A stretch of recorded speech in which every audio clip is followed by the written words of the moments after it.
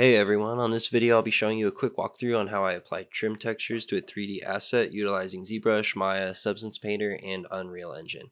Any 3D modeling software will work as long as you can edit your UVs. For this walkthrough, I'll be using this fountain as my prop.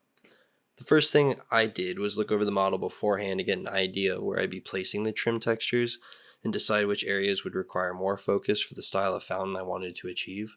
Normally, I grab reference images and compile a mood board with real-life references as well as anything that will artistically move me in the direction that I'm envisioning. Next is the fun part, actually making the texture. First, I grab a plane and scale it to a decent size that matches the UV 1:1 tile. So for this, I scaled it by 400, rotated it upwards 90 degrees, placed it on the center axis, and exported it as an FBX.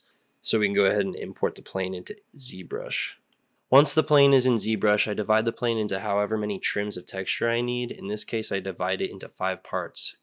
Here's my completed texture for this example. I made sure to separate each trim into separate polygroups to model on them separately, and even sub-polygroups within those so I can work on each brick without interfering with the one next to it.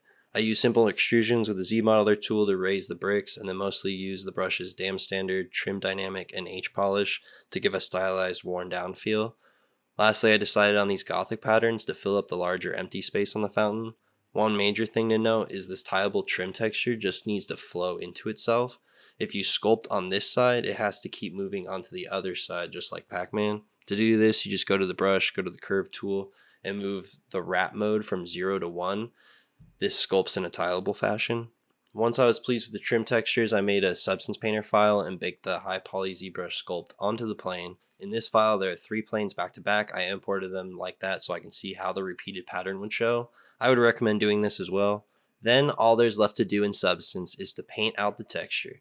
Here I focused on a stylized rough stone. The main takeaways is to make sure none of the details are too distracting or present in the scene. If they are, the audience will more than likely see the repeated pattern, so more subtle damage is fine. Damage can always be added later. Once the textures are exported, I imported them back into Maya to display on the fountain. This is when I take the UVs that were cut earlier and scale them to match the trims that were painted.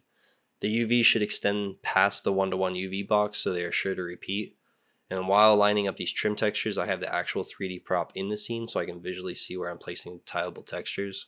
Once the texture is finally looking how I liked, I imported the model and the textures to Unreal. Created an incredibly simple material that just displays what was baked in Substance, nothing else. Added 2 water planes, changed the color to mimic blood, did a simple spout effect through Niagara within Unreal, and changed the lighting to match a Gothic mood. That's my walkthrough on how to use trim textures on a 3D prop, and I hope you found it somewhat useful. Thanks for watching.